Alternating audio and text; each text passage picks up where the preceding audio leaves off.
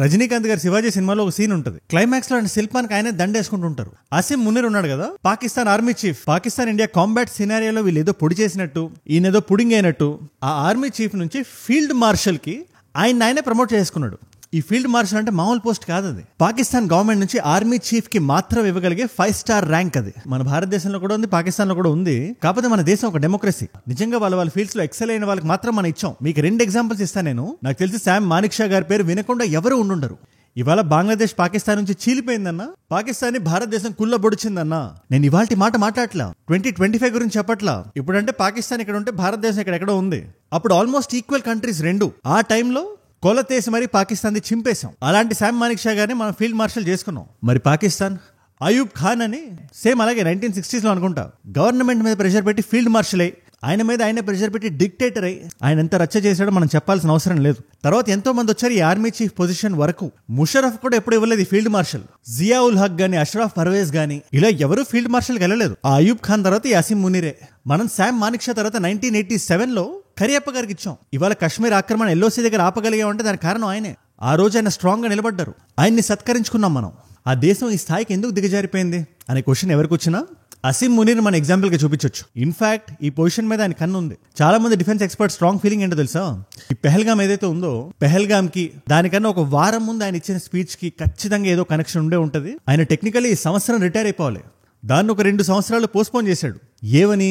ఈ రాజ్యాంగంలో అమెండ్మెంట్లు అవి చేసి అక్కడితో కూడా ఆకలి తీరినట్లేదు. ప్లాన్ వేసి, స్కీమ్ వేసి, స్కెచ్ చేసి రెచ్చగొట్టేలాంటి speech out of nowhere. India Pakistan రెండు ఒక దేశాలు కాదు, మన మూలాలు డిఫరెంట్, మన ఫోర్ ఫాదర్స్ నమ్మింది 2 నేషన్ థియరీ అని ఏది పడితే అది మాట్లాడి మనం పట్టించుకొని పాకిస్తాన్ మీద మన దృష్టి వచ్చేలా చేసి అక్కడ దాకుండా పెహల్గాం సంఘటన జరిగిన తర్వాత ఓన్లీ ఉగ్రవాదుల ఇన్ఫ్రాని మనం కొడితే మన సివిలియన్స్ ఎక్కడెక్కడైతే ఉంటామో అది చూసి పూంచ్లో కానీ అమృత్సర్లో గోల్డెన్ టెంపుల్ కొడదాం అనుకున్నారు, ఢిల్లీని కొడదాం అనుకున్నారు. వాళ్ళు మన పతనాన్ని కోరుకున్నారు. మనం తిరిగి రిటాలియేట్ అయితే మనకేదో యుద్ధోన్మాదం ఉన్నట్టు, యుద్ధం కావాలని మనం అడుగుతున్నట్టు ప్రపంచ మీడియా మొత్తానికి ప్రచురించారు. అక్కడతో ఆగారా? ఈ చైనా వాళ్ళు వాళ్ళ డిఫెన్స్ సరుకు అమ్ముకుందామని అలా గ్లోబల్ టైమ్స్ పేపర్లో నోటికి ఏది వస్తే అది రాసి సీన్లోకి ఇండోనేషియాని పట్టుకొచ్చి, చూడండి మా చైనీస్ ఆయుధాలు ఏవైతే మేము పాకిస్తాన్కి ఇచ్చామో దాన్ని పాకిస్తాన్ వాడడం వల్ల ఇండియా నేలమట్టం అయింది, ఇండియన్ ఫైటర్ జెట్స్ పడిపోయినాయి, ఆఖరికి రఫేల్ జెట్స్ ఫ్రాన్స్ నుంచి తెప్పించుకుందాం అనుకున్న ఇండోనేషియా ఆ డీల్ క్యాన్సిల్ చేసింది అని ఆడిష్టం. చివరికి ఇండోనేషియా వాడు బయటకు వచ్చి మరి వాళ్ళ గవర్నమెంట్ నుంచి ఒక అఫీషియల్ స్టేట్మెంట్ వచ్చింది, దీనికి మాకు సంబంధం లేదు, ఎటువంటి కన్క్లూజివ్ ఎవిడెన్స్ లేదు ఇక్కడ, సో మేమెందుకు అలా డిసైడ్ అవుతాం అని వాళ్ళు చెప్పుతూ కొట్టినట్టు చెప్తున్నారు. ఇలాంటి నెరేటివ్ సెట్ చేయడంలో చైనా ముదురైతే అమెరికా దేశం ముదురు. వాళ్ళిద్దరు కొట్టుకుంటారు. వాళ్ళ మధ్యలోకి ఎవరైనా వస్తే వాళ్ళకి నచ్చదు. చూడండి, ఇద్దరు పడిపోయారు ఇండియా మీద. ఫాక్స్ న్యూస్ అని చెప్పి ప్రో రైట్ మీడియా అదే అమెరికాలో. ట్రంప్ ఏం చేసినా చాలా బలంగా చెప్తారు, తప్పు లేదు, అది వాళ్ళ మీడియా సిద్ధాంతం. కాకపోతే ఇందులోకి ఇండియాని తెచ్చారు. లైవ్ టెలివిజన్ లో ఆయన అంటాడు, డొనాల్డ్ ట్రంప్ గారు మాట విని ఇండియా టారిఫ్ ని 0 చేసింది అంటే మనం ఎక్కడైనా చెప్పామా? లిఖిత పూర్వకంగా ఎక్కడైనా ఉందా? సరే, దాన్ని కూడా దాటేద్దాం. పాకిస్తాన్ అంటే ఇండియాకి చాలా డ్యామేజ్ చేసిందంట. మీరే వినండి ఒకసారి. After Pakistan knocked down a bunch of their planes, they won't be buying Russian jets anymore. They'll be buying అలా చెప్పి అక్కడతో ఆగలేదు ఆయన. అందుకోసం ఇండియా F-35 కొనాలంట. ఇక్కడ కూడా వ్యాపారం చేయాలా? ఎటువంటి లాజిక్లు, ఎటువంటి ప్రూఫ్లు లేకుండా. వాళ్ళకి నిజం తెలుసు, అమెరికాకి నిజం తెలుసు. కాకపోతే ఈ నిజాన్ని దాచితే అలా జెట్లు ఎక్కువ అమ్ముకోవచ్చు. ఈ యూరోపియన్ కంట్రీస్ లో, మిడిల్ ఈస్ట్ లో, సౌత్ ఈస్ట్ ఏషియన్ కంట్రీస్ లో అది ఓవర్ ప్రైస్ నాన్ సెన్స్. అది F-35. రష్యా ఫైట్ ఇస్తుంది, ఫ్రాన్స్ ఫైట్ ఇస్తుంది వాళ్ళ ఎగ్జిస్టెన్స్ కోసం. అందుకే తక్కువ డబ్బుల్లో ప్రీమియర్ టెక్నాలజీని ఎలా బిల్డ్ చేయాలి, అది రఫేల్స్ అవనివ్వండి లేదా రష్యా దింపుతో S-400 అవనివ్వండి, చైనా సరి తూగలేదు అసలు. పక్కన బయటికి మాత్రం ఎవరు డప్పాలే. ఆల్రెడీ ఇదే చైనా పాకిస్తాన్ మీద ఎంత కోపంగా ఉందంటే వాళ్ళ మిసైల్ టెక్నాలజీ మనకు వచ్చేసింది. PL-15E లేండి, ఒక 2 రోజుల క్రితం వీడియో చేశాను దాని గురించి. వాళ్ళు ఎంతో కష్టపడి తయారు చేసుకున్న మిసైల్ ని ఇండియా అలా GS స్పూఫింగ్ చేసి పట్టేసింది. దాని టెక్నాలజీ ఏంటో మనకు తెలిసే ఆస్కారం, అవకాశం ఉంది. So China is furious. దానికోసం పాకిస్తాన్ మీడియా కోసం డబ్బులు పెట్టడం ఇంకా ఎక్స్ట్రా. మీ అందరికి చెప్తున్నానుగా, action speak louder than words. Ishaq Dar ఉన్నాడు కదా, ఆయన డిప్యూటీ ప్రైమ్ మినిస్టర్ పాకిస్తాన్. ఆయన మొన్న బీజింగ్ లో దిగాడు 3 రోజులకి. అదే ఒక చిప్ ఒక బ్యాగ్ లో పెట్టుకుని వస్తారు వాళ్ళు పాకిస్తాన్ నుంచి చైనాకి. అలాంటి చిప్ ఆయన తర్వాత పట్టుకొని వస్తే అతన్ని గ్రీట్ చేయడానికి ఒక్కడే ఒకడు అఫీషియల్ ఉన్నాడు. ఆయన కూడా ఏ స్థాయి వ్యక్తో మనకి తెలియదు. ఆయన అసిస్టెంట్ లో 10 మందిని పట్టుకొని వచ్చి మినీ బస్ వేసుకొని పట్టుకెళ్లారు. మీరు నమ్ముతారా? ఒకసారి ఈ వీడియో మీరు చూడండి. నిజంగా పాకిస్తాన్ గానీ పొడి చేసి ఉంటే అక్కడ షీ జిన్పింగ్ ఉండడు, ఓ పెద్ద రెడ్ కార్పెట్ ఉండదు. అందుకే రెడ్ కార్పెట్ వెల్కమ్ అంటారు. ఇది నేను కళతో చూసాను. ఇది 10th క్లాస్ లో 90%, 95%, మ్యాథ్స్ లో 100కి 100 కొట్టి క్లాస్ నూపేస్తే, రిజల్ట్స్ తో ఆ స్కూల్ పేరు తెచ్చేస్తే ఆ స్టూడెంట్ ఆ ప్రిన్సిపల్ ఒక విధంగా రిసీవ్ చేసుకుంటాడు. జస్ట్ అలా పాస్ అయితే ఆ స్టూడెంట్ మళ్ళీ ఆ స్కూల్కి వస్తే ఇంకో రకమైన ట్రీట్మెంట్ ఉంటుంది. మరి ఫెయిల్ అయితే ఎలా ఉంటుంది? ఇదిగో ఇలాగే ఇషక్ దర్ ని బీజింగ్ ఎలా అయితే రిసీవ్ చేసుకుందో ఖచ్చితంగా ఒక ఫెయిల్ అయిన స్టూడెంట్ మాత్రం అలా రిసీవ్ చేసుకుంటారు ఏ కంట్రీ అయినా. And China means business. పైసలు వస్తున్నాయని తెలిస్తే ఏదైనా చేస్తారు చైనా. అలాంటి చైనా నెత్తి మీద పావులో పెడితే ₹10 వెళ్ళదు పాకిస్తాన్. ఆడికి మినీ బస్సు ఎక్కువ అనుకుందంటే మీరు ఆలోచించాల్సిన విషయం అది. వాళ్ళు రాస్తున్న రాతలకి వాళ్ళు చేస్తున్న చేష్టలకి ఎంత డిఫరెన్స్ ఉందో. యాక్షన్స్ వర్సెస్ వర్డ్స్, దాని గురించి వాళ్ళు నేను మాట్లాడదాం అనుకున్నా. అండ్ అమెరికా చూపిస్తున్న డబుల్ స్టాండర్డ్స్, వాళ్ళ ఫ్రెజైల్ ఈగో ఏదైతే ఉందో, మన ఆత్మగౌరవాన్ని నిలబెట్టుకోవడానికి ప్రెస్ కి ఇచ్చిన మాటలు వాళ్ళకి నచ్చలేదు. ముఖ్యంగా డొనాల్డ్ ట్రంప్ నచ్చలేదు.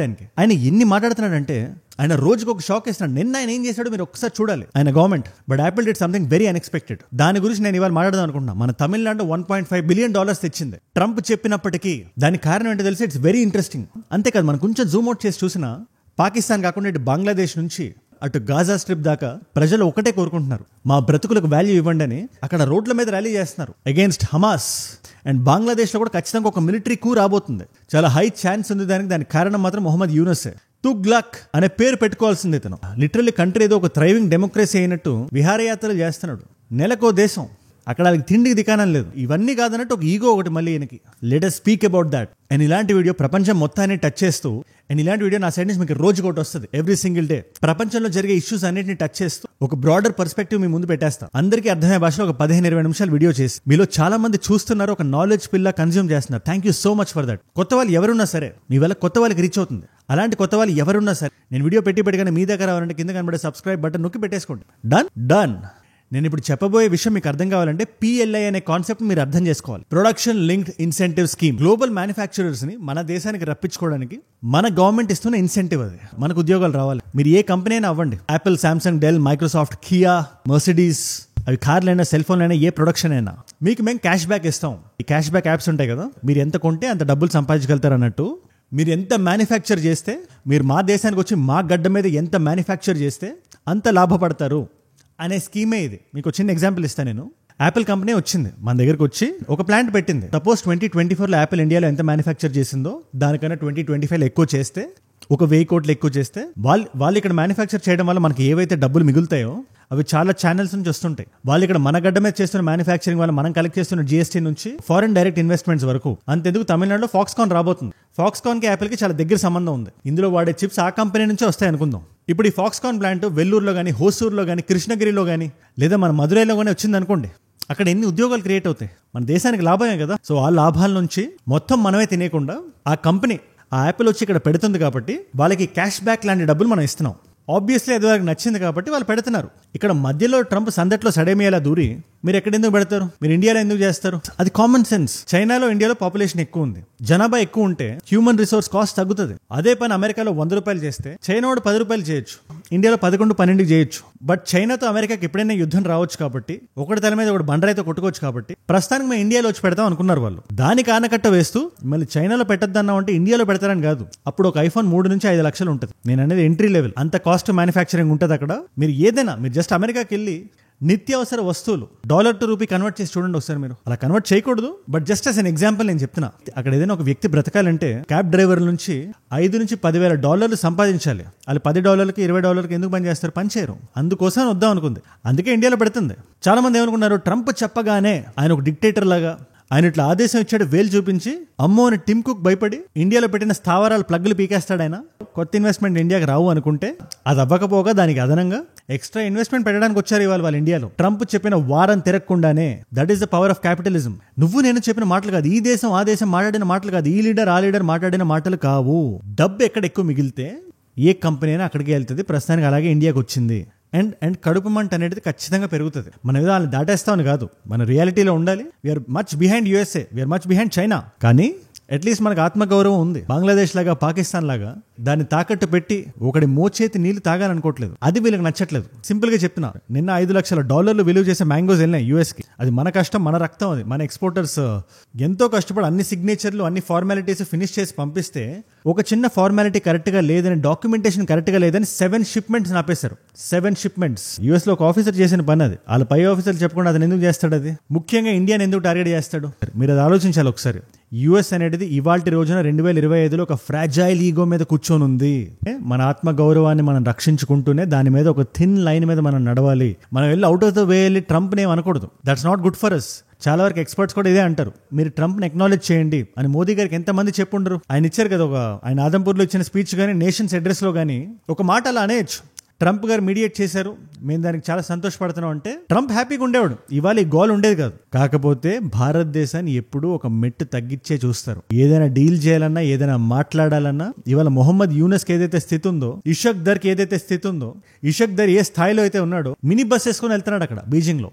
మీకు అర్థమవుతుంది కదా, డిప్యూటీ ప్రైమ్ మినిస్టర్ అయినా ఏదో పాకిస్తాన్ నుంచి ఒక డిప్లొమాట్ రాలేదు, ఆ స్థాయికి పడేస్తారు మోచేతి నీళ్లు తాగే కంట్రీస్ని. And one more important thing, మన అలా చెప్పకపోవడానికి కారణం కూడా వీ స్ట్రాంగ్లీ బిలీవ్, అది మన ఇన్నర్ ఇథోస్. అది మనకి పాకిస్తాన్కి ఇష్యూస్ ఉంటాయి, వాడెవడో దేశం వచ్చి వాడెవడో మనకి చెప్పడానికి మేము సెట్ చేసాం, మేము మాట్లాడతాం, ఏదో 2 చిన్న పిల్లలు వెళ్ళి కొట్టుకుంటున్నారు, వీళ్ళకన్నా మనకు బెటర్గా తెలుసు అంటే, మీకు బెటర్గా తెలుసుంటే ఇరాక్లో మారణకాండ ఎవరు చేశారు? మిడిల్ ఈస్ట్లోకి మీ ట్రూప్లను పంపించి దేశాల్ని కదిపేశారు. మీరు హ్యుమానిటీ గురించి మాట్లాడకూడదు, యుఎస్ అసలు మాట్లాడకూడదు, మనుషులు ఎలా ఉండకూడదు, ఎంత స్వార్థంగా ఉండకూడదు అని చెప్పాల్సి వస్తే వీళ్ళ పేర్లు చెప్పాలి. బ్రిటిషర్లు, అమెరికన్స్, వీళ్ళు అడుగుపెట్టిన నేల మీద మొలిచిన ఇండిజినియస్ కల్చర్స్ ఉంటాయి కదా, దాన్ని చెరిపేసి, తొక్కేసి, పెరికేసి వీళ్ళు ఎదిగారు. వీళ్ళు అఫ్ కోర్స్ మనల్ని కూడా అదే చేద్దాం అనుకున్నారు. మన నేల మీద, మన దేశం మీద వచ్చిన ఇన్వేషన్స్ ఏవైతే ఉన్నాయో మనం తుడిపేద్దాం అనుకున్నారు వాళ్ళు. మనలో మనకే గొడవలు పెట్టేసి ఈ నేలని డివైడ్ అండ్ రూల్ చేసి. బట్ మన కల్చర్ ఇవాళకి ఇంత స్ట్రాంగ్గా ఉందంటే దానికి కారణం ఏంటి? వేల సంవత్సరాల చరిత్ర, తెల్లతోలు ఉంది అనే సుపీరియారిటీతో 100 మంది బఫూన్లు వచ్చి దాన్ని జస్ట్ అలా తీసేదారు. అది జరగని పని. అది ఇవాటికి వాళ్ళు ఈగో చూపించవచ్చు, బట్ మనం ఎక్కడ లైన్ క్రాస్ చేయలేదు. మన జయశంకర్ గారు కూడా కాశ్మీర్ ఇష్యూ అనేది మా మధ్య ఉండే బయోలాటరల్ ఇష్యూ, ఇన్ఫాక్ట్ బయోలాటరల్ అని చెప్పి వాళ్ళకి ఆ రెస్పెక్ట్ మనం ఇస్తున్నాం. కానీ ఇండియాకి పాకిస్తాన్ కూడా కాదు, పాకిస్తాన్ అనేది ఒక నేషన్ కింద నేను కన్సిడర్ చేయను. వాళ్ళ ఆర్మీ చెప్పు చేతుల్లో అసీం మునీర్ లాంటి వాడి ఏ వనాలో కూడా తెలియట్లేదు, అలాంటి దురాలోచన మీద నడుస్తున్న దేశం అది. సింపుల్ గా అలా పీకి పాడేలాం, కరెక్ట్ గా ప్లాన్ చేస్తే బాల్కనైజ్ అయిపోయే దేశం అది. సో ఎవడో వచ్చి సెట్ చేసేస్తాం కాశ్మీర్లో ఈ ముక్క మీకు, ఆ ముక్క మాకు అంటే అది జరగదు అన్నట్టు మన లీడర్స్ మాట్లాడారు. దానికైనా ఈగో హట్ అయింది అంతే. ఏదో రేడియేషన్ సరిగ్గా జరగలేదు మ్యాంగోస్కి, PPQ 203 ఫామ్ సరిగ్గా లేదని చెప్పి $5 లక్షల మ్యాంగోస్ని కాల్చేశారు ఇవాళ. అవి కాలుతుంటే ఆ ఈగోనే కనబడుతుంది నాకు. భారతదేశానికి అఫ్ కోర్స్ మనం ఎంతో ఎక్స్పోర్ట్ చేస్తుంటాం, టన్నుల్లో ఎక్స్పోర్ట్ చేస్తుంటాం మన మ్యాంగోస్. కాకపోతే ఆ సరుకు ఏదైతే ఉందో మన నేల మీద పెరిగిన సరుకు కదా, అందుకే ఇక్కడ లోపల చివుక్కుమంటది. ఆహారాన్ని ఎవరు వేస్ట్ చేయకూడదు. వాళ్ళ స్కెచ్లు, వాళ్ళ ప్లాన్లు వాళ్ళకు ఉంటాయి, లాస్ట్ మినిట్లో వస్తారు. ట్రేడ్ డీల్ ఇంకా సైన్ అవ్వలేదు, వాళ్ళు చెప్పేసుకుంటారు ఇండియా 0 టారిఫ్లు అని చెప్పి. రేపు పొద్దున్న ఏమవుతుందో మనకు తెలియదు.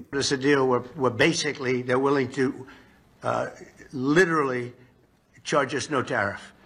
I don't want comment on that. But ఆ డీల్ సైన్ చేసేటప్పుడు మాత్రం ఈ ఫోర్స్డ్ అగ్రెషన్ ఏదైతే ఉందో దాన్ని ఫోర్ ఫ్రంట్ లో పెట్టి ఇలా ఉండకూడదు అనుకుంటే సైన్ చేయండి అని చెప్పే candidate is Trump. I have a very strong feeling. అందుకని ఇలాంటి టైంలో మనందరం కలిసి ఉండడం ఇంపార్టెంట్. దేశంలో వేరియడ్ ఐడియాలజీస్ ఉండాలి. కాంగ్రెస్ ని క్వశ్చన్ చేయాలి, బీజేపీని ఇంకా క్వశ్చన్ చేయాలి. రూలింగ్ లో ఉంది బీజేపీ, సెంటర్ లో గవర్నింగ్ పార్టీ బీజేపీ. ఆ పార్టీని క్వశ్చన్ చేయకపోతే ఎలా? బట్ క్వశ్చన్ అంటూ మనం చేయాలంటే దేశం అంటూ ఉండాలి. దేశం అంటూ ఉండాలంటే దేశ సమగ్రతకి భంగం కలిగినప్పుడు మాత్రం దాంట్లో డిబేట్లు ఉండకూడదు. వేరే దేశం మన గురించి మాట్లాడడానికి మనం ఆయుధాలు అవ్వకూడదు. ఇల్లీగల్ ఇమిగ్రేషన్ అనేది నేషనల్ ఇష్యూ, అది స్టేట్ ఇష్యూ కాదు, రెండు పార్టీల మధ్యలో ఇష్యూ కాదు అది. ఇవాళ టీఎంసీ ఎందుకు అది షివర్ అయిపోతుంది?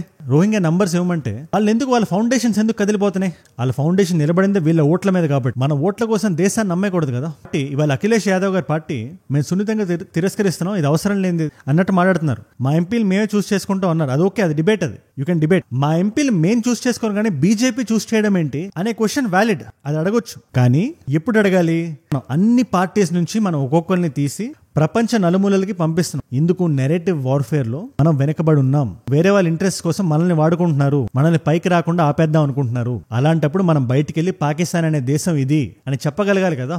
అందుకని వెళ్తున్న శశి థరూర్ గారు లాంటి వాళ్ళు ఆయన లీడ్ చేయమని చెప్పి ఆయన వెళ్తుంటే ఆయన పార్టీ నుంచి ఆయనకు బ్యాక్లాష్. మీరెందుకు వెళ్తారు, నేను చెప్పిన వాళ్ళు పంపించాలని. ఓకే, వెనక్కి వచ్చిన తర్వాత అందరం కూర్చొని అక్రాస్ ద టేబుల్ మాట్లాడదాం. But this is not the time for that. వేరే దేశాలు చూస్తుంటాయి, ఓకే ఇదా వీళ్ళ దేశం అనుకుంటుంది. ఇజ్రాయెల్ గాజా లాంటి డెప్త్ లోకి మనం ఇంకా వెళ్ళిపోలేదు కదా. ఇవాళ ఆ నెరేటివ్ ఎంత స్ట్రాంగ్ అయిపోయిందంటే ఆ రూట్స్ అన్ని పెరిగిపోయి ఎంతసేపు ప్యాలెస్టైన్ అంటారు కానీ ఆ ప్యాలెస్టైన్ ప్రజలు ఏం కోరుకుంటున్నారు, ఎవరు అడుగుతున్నారు? గాజాలో ఉండే వాళ్ళు రోడ్ల మీదకి వచ్చి, అఫ్ కోర్స్ వాళ్ళకి ఇజ్రాయెల్ అంటే పడదు and they have a fair reason for it. వాళ్ళ పర్స్పెక్టివ్ లో చూస్తే వాళ్ళ నేలను మొత్తాన్ని ఒక రబుల్లా చేసేసింది, బ్రతకడానికి వీలు లేకుండా ఉంది అంటే దాంట్లో ఇజ్రాయెల్ కాంట్రిబ్యూషన్ ఉంది. ఇజ్రాయెల్ వాళ్ళకి వాళ్ళ రీజన్స్ ఉన్నాయి. బట్ 2006లోనే 7లోనో 2006 అనుకుంటా వాళ్ళు ఎవరికి ఓటేశారు? హమాస్ కదా వాళ్ళు ఓటేసింది. దాని తర్వాత ఎలక్షన్ జరగలేదు ఇవాళ వరకు. అక్కడ ప్రజల మాన ప్రాణాలు ఎవరికి అవసరం లేదు. ఈ హమాస్ వాళ్ళు ఉన్మాదం అంతే. ఉన్న కడుపుతో ఉన్న ఒక ఆడ మనిషిని చంపేసి దాన్ని ఎంతో గొప్పగా మైక్ వేసుకొని చెప్తుంది హమాస్. అందుకే రోడ్ల మీదకి వచ్చి జనాలు అడుగుతున్నారు మాకు ఈ హమాస్ వద్దు అని ప్యాలెస్టైన్ ప్రజలు చెప్తున్నారు.